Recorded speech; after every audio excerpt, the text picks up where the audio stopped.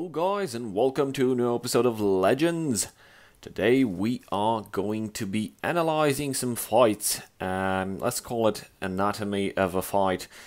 So we've just formed the BloodWarriors elite team that should be a competitive team and we are going to be hitting any major and minor tournaments as a matter of fact, and we're currently only at 3 members and hoping to grow at 4. And this this particular match and the next one are from WarpMeta GG's European weekly tournament. It's number 8. We are currently siding with the Catapult Warrior. We've bought 3 decks, a Dagoth Control, a Catapult Warrior, and a Aggressive Lalu. Our opponent here, Eagleford, brought a mid-battle mage. You'll see shortly why it's mid-battle mage, and it's giant and dragon and all sorts of that things. A Tribunal deck and an aggressive monk deck. Now this match started pretty good. No catapults in our hand, and we won't be getting any even after the match ends. And I think we figured out this, okay, this is not a walk in the park when that Blood Dragon appeared in the Shadow Lane contesting our stuff. It was not a great opening either with that Auckland Captain into the field lane, but there was no play at the moment. Now the Blood Dragon starts doing his things, and we just lost 2 of 4 creatures in the Shadow Lane. And currently at this point, we thought, okay, what's going to happen next? Because as you've seen, the Haunted Spirit that we dropped in the Shadow Lane was also destroyed by a lightning bolt.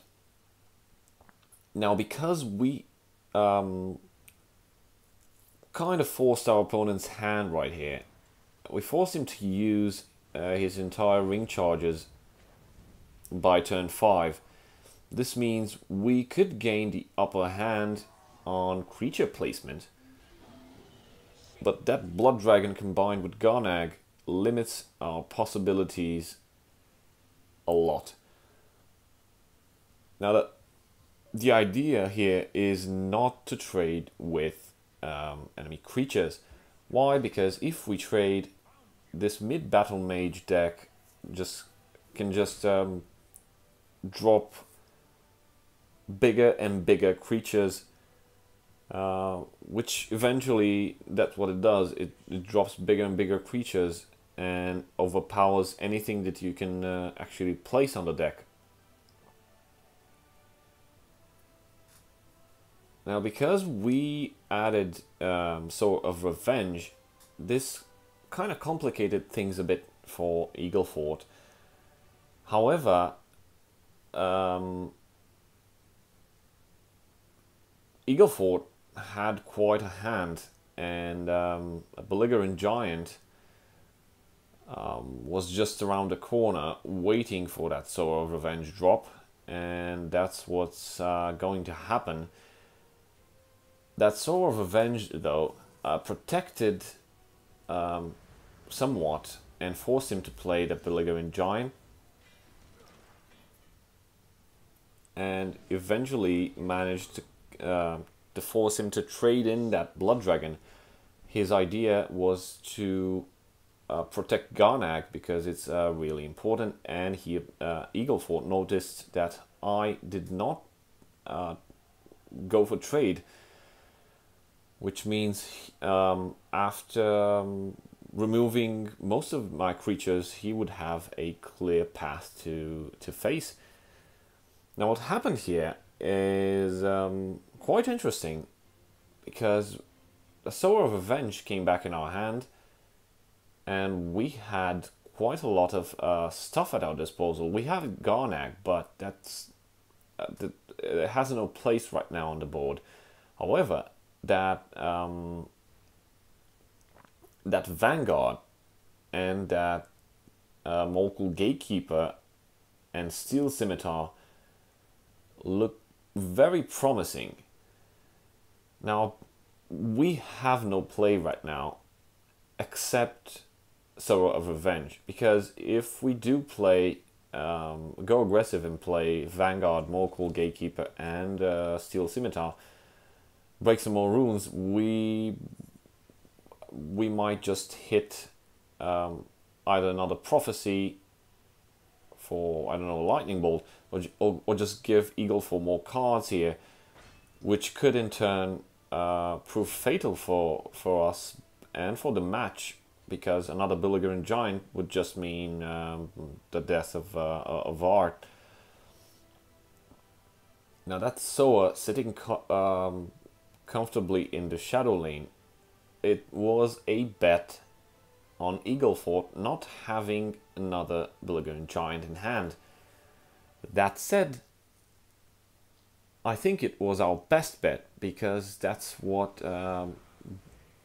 won us the match. Now the Molekul Gatekeeper here as a Prophecy was an added bonus, because we were able to block a bit of damage. Maybe, I don't know what Eaglefort had in his hand, maybe items, so it could have been lethal, because that would have been 10 damage from the Shadow Lane plus 2 in the Field Lane, only 3 damage left for the end of the match, which could have been provided by a multitude of items, including Sentinel Battle Mace. Now using Mighty Conjuring here, ideally he wished for board control in the last moments, unaware that I had lethal for just 3 damage, and it was great. I felt great.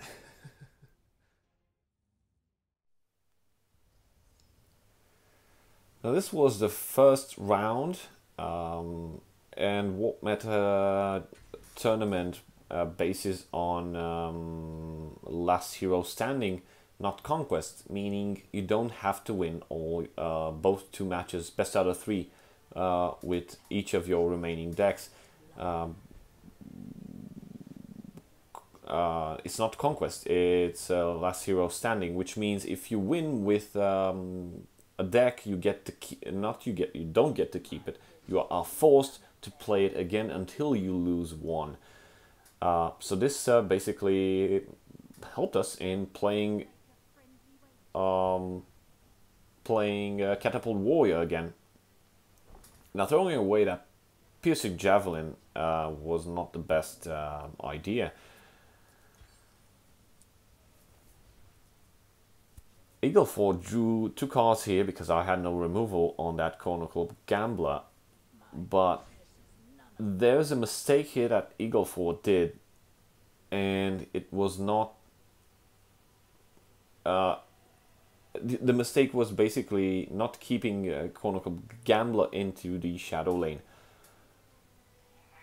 He did a Shadow Shift, moved to the Field Lane, and went for face. Now the problem with that, and a Brotherhood Slayer. Well, the problem with that is that if he would have kept Cornucop Gambler,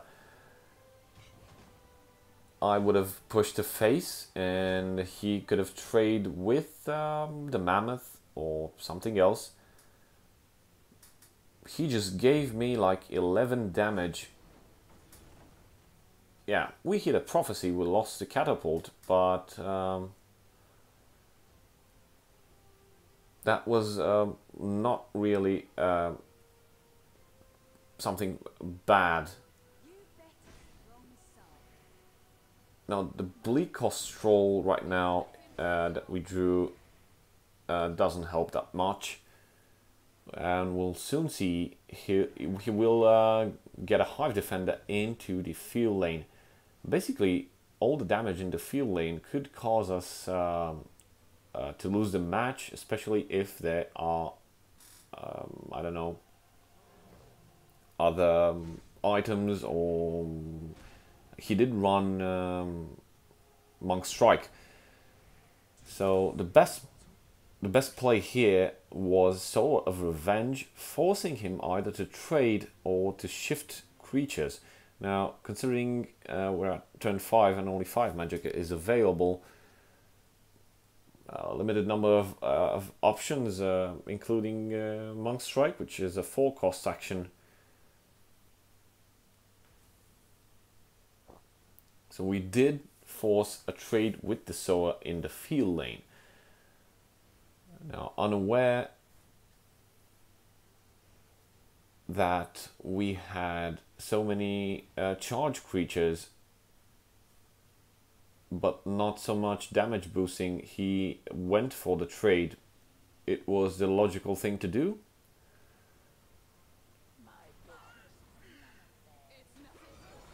Gaining that completed contract, that was important. Now, what we gain here is extremely valuable. So we drew a Steel Scimitar from the Runedrake and a Morgul Gatekeeper. There were multiple ways of ending this match. I noticed that by my calculations, I needed to break that Hive Defender. So in order to do that, I had to use Steel Scimitar and deal that one breakthrough damage. The Spell Sword and the Orclan Captain provided 5 more damage. That leaves us with 4.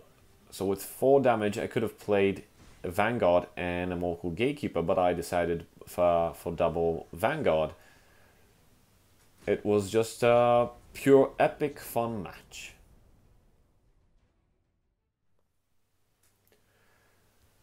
We did lost in the second round to Ray Barker, who played an amazing Dwemer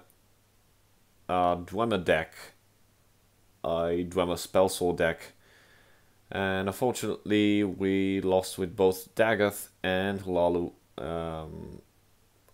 It was a very close match in both cases. Lethal on my side was just around the corner, but he drew the exact cards at the exact moment. Now here we have a friendly match against VoIchenok. Now, you may not know VoIchenok. VoIchenok was able to qualify for the Master Series. Unfortunately, due to him being, I believe, a Russian, getting visa for United States from Russia is quite a bit of a hassle, and unfortunately he had to give up his spot to the runner-ups that were coming up from behind with Masters points. That's how Frogger managed to get in, and a couple of other players. I felt very sorry for VoIchenok, especially since I encountered him in the Master Series Qualifier 3. Now, during this match, during this friendly match, he had a deck to test, and we had our own deck to test. This is the mid-grow, the Dagoth deck. That we added some modifications to it and wanted to see how it fared and as you'll soon see, it fared quite nicely. Now VoIchenok has a lot of heavy creatures in his deck. This is a test deck. I have not seen his lineup, but look at these insane bombs he's dropping on turn 7. He's playing a Telvanni deck, and right now I'm a bit worried on what could happen. Our limited play offers us either Belligerent Giant or Ash Berserker. We can't go into Vigilant Giant yet, but using the Belligerent Giant is our best bet of preventing him from gaining insane amount of Magicka. That's what Blood Elder does. So we've got Dagoth in hand. We drew it, fortunately. No cost reduction. So we're hoping to get into that 12 Magicka turn and play it. We have a Belligerent Giant wannabe in hand, which is the Doppelganger, and we can always... no. Yeah, VoIchenok had doppelgangers of his own.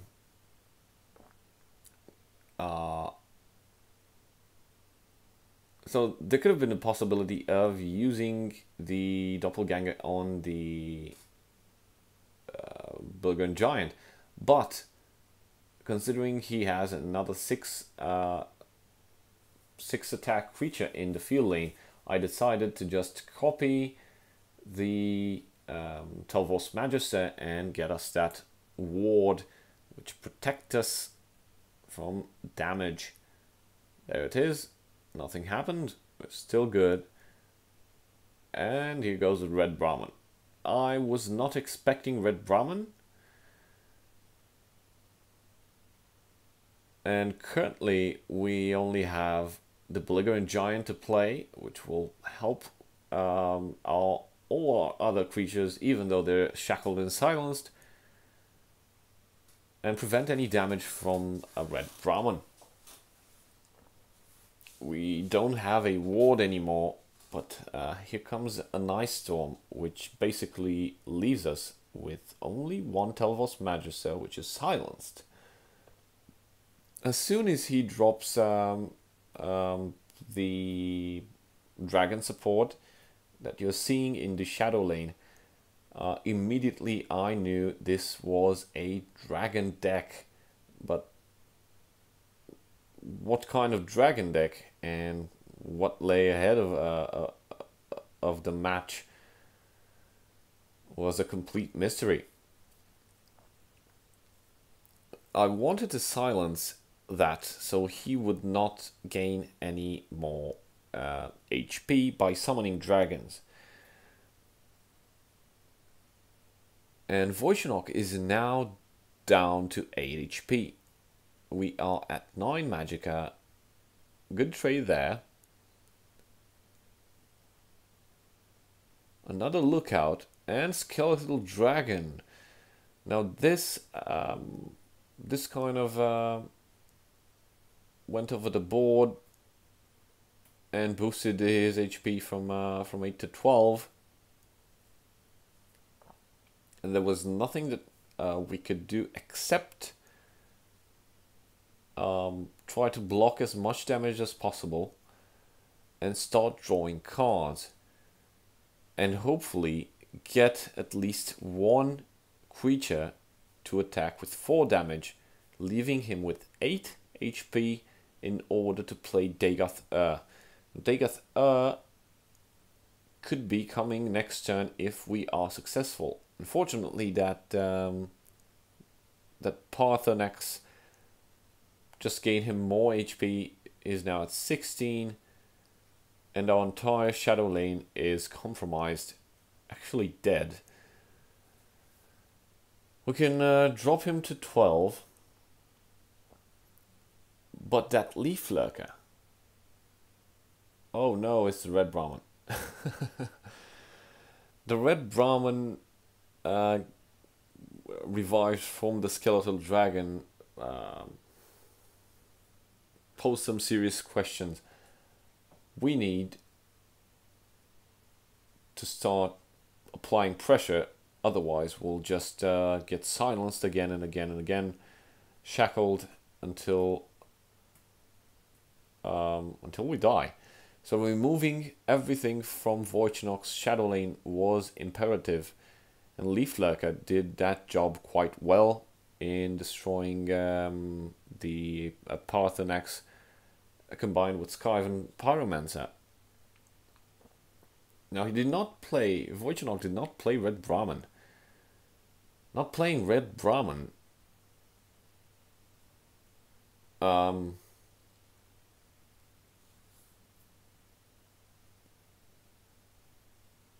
proved to be the problem with this match, and it's why, because we won. We applied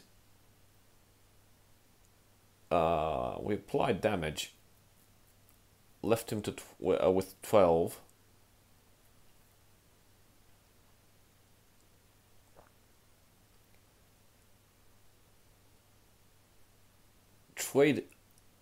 Traded in the leafLurker and forced him to play Red Brahmin next turn by summoning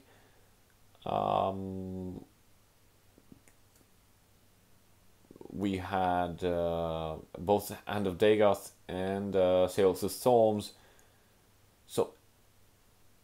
and Dagoth Oathman. So any of these creatures would raise the alarm. Oh hey, that stuff is pretty big.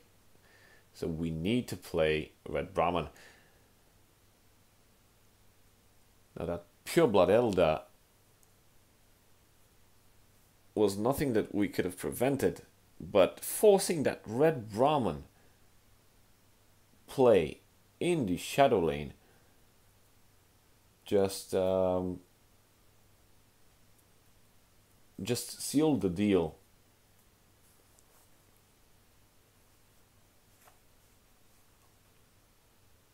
There's a Fighters Guild recruit and a Solitaire. VoIchenok tried to get something big back, which is the Lookout, because more dragons were coming, and unfortunately that Fighters Guild recruit prevented a lot of damage.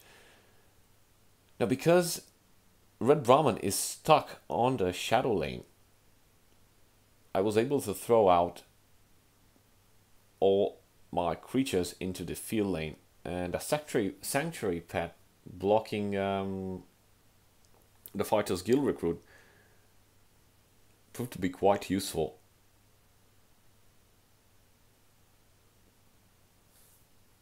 By grabbing that Lookout, I was expecting to see Lookout and some other big dragons, and there it is. It's a Lookout, and another Lookout, and with 6 Magicka he will summon a Spine of Elder Blood, getting him to 20 HP. 20 HP.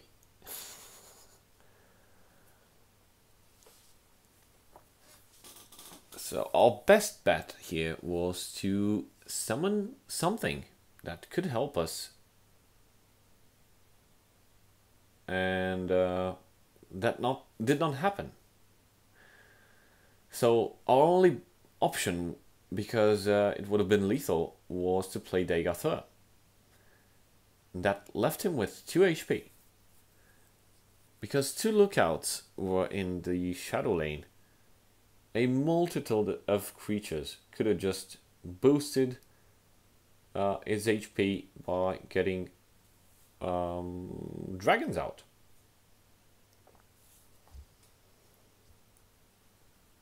And VoIchenok right now was looking for dragons.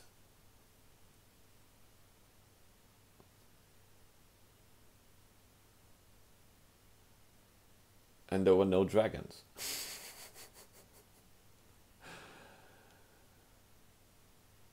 And the lightning bolt triggered. And a top deck ended the match. See you guys next time. Hope you enjoyed it.